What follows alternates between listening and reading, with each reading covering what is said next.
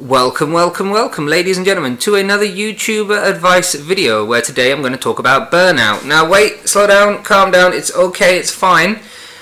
This is kind of a tough topic to talk about because it can, in the wrong light, come across as people being a bit exhausted or ungrateful about the thing they chose to do, this very hobby that is theirs. They've then gone, oh no, I'm tired, I'm sad, I'm quitting YouTube or I'm stopping.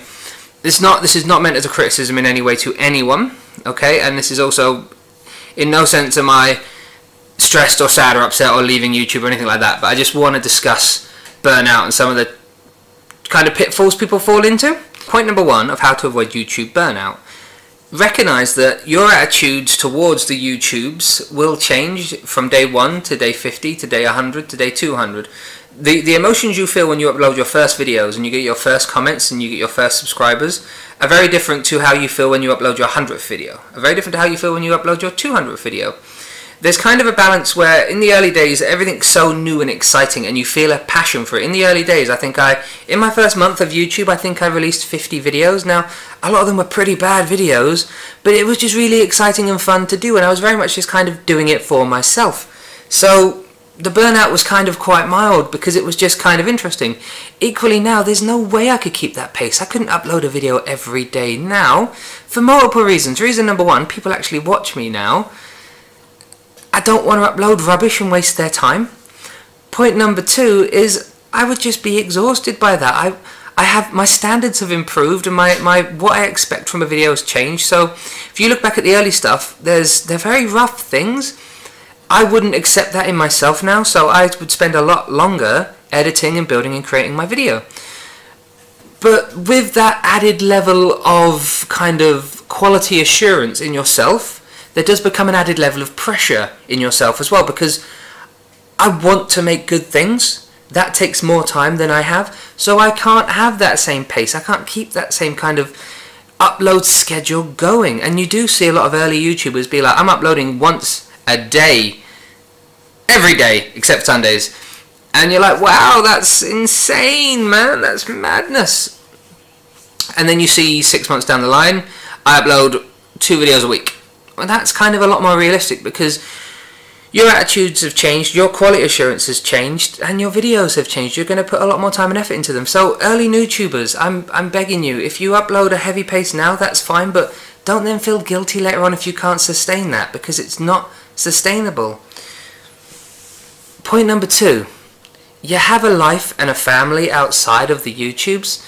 You should not in any way be compromising those relationships for the YouTubes. If you can't make a video in a week, well then you can't make the video and your channel's gonna go begging for a little while. Maybe do a 2-minute vlog saying, I'm busy this week, I love you all and I'll see you soon. If you're genuinely really anxious that the subscribers you have are gonna jump ship the second you don't upload a video, then do that. But no way should your family have to compromise your job or your YouTube passion.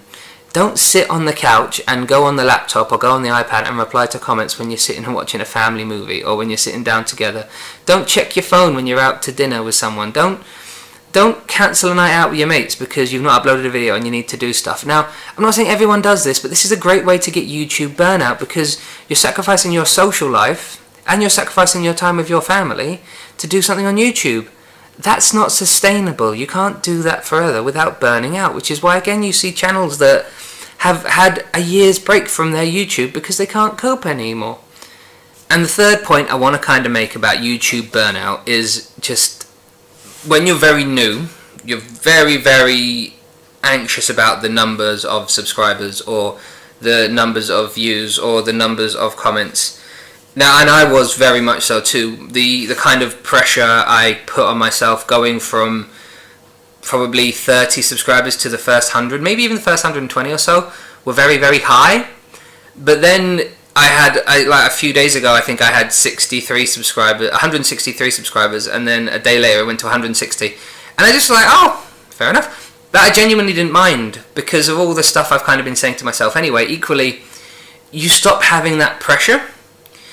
But if you are someone who's very obsessed in those early days about the numbers and that continues throughout, you're going to really struggle on YouTube because, again, it's not a sustainable approach. If you're very worried about losing someone or losing a subscriber, you're not actually going to be able to continue this, because you're going to get one too many negative knockbacks, and you're going to get to a point where I just don't want to do a thing anymore.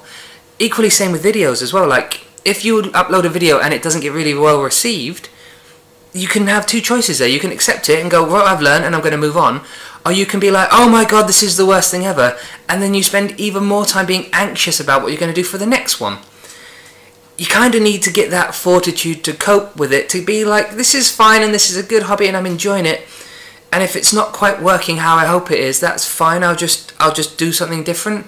You can't fail if you try. You can fail if you don't try. So if you stop, you've kind of stopped yourself before you begin. Equally, if you over-obsess before you start, you've stopped yourself before you begin. If you're going to do it because it's fun and just go with it, that's brilliant, because that's the kind of attitude you need. All of us here, in these tiny YouTube days, have jobs, families, massive commitments. These things are done in tiny specks of free time that we have, and we're choosing to spend that tiny speck of free time doing something like this, rather than sitting on the couch and eating Doritos. And I love me Doritos. The people who watch you recognise that you are doing this because it's a passion, and it's the passion you have in that tiny moment. So if you don't have that tiny moment that week to do a thing, they're not going to care. I'm not going to unsub to anyone if they don't upload for a few weeks, okay? I'm not going to mind. I might comment and send a message saying, hope you're okay, and I've done that before as well. But I'm not going to leave anyone, and I don't think anyone in this smaller community is going to do the same. And those people who would aren't the kind of people you'd be wanting to worry about anyway. They're not worth your stress and your worry, because ultimately you'll burn out from it and you'll stop and you'll just go, forget YouTube, I'm done. If it stops being fun for a while, stop. I am kind of talking from a little area of understanding expertise on this when I kind of say that do it when it's fun and stop when it's not, because your life will be impacted by it if you don't. Back in the uni days of old, when I was a youngling, I actually had a blog site when blogs were cool, and I talked about Lego sets. It's called Steve's Lego Blog, and I'll leave a link if you really want to look at some random stuff I used to do. Now, back in about 2011, some tragedy hit, and it wasn't a thing I could carry on with anymore. I kind of tried and pushed myself for a little while, and I did upload a few more posts about things, but my heart wasn't in it, and it was causing me far more upset and distress to do it than it was just to let that one go.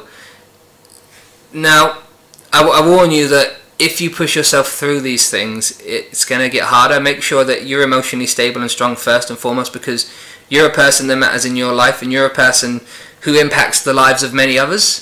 Think of the family and friends you have around you. Are you a strong, stable, positive influence? Or are you someone who struggles and takes? Now, you've got to make that choice, but if you let YouTube burn you out, you will become one of those people that will take from the people they love. If you do it when it's fun, as it's fun, because it's fun, and you roll with the punches and just carry on, you'll be another source of strength and inspiration for all of those around you.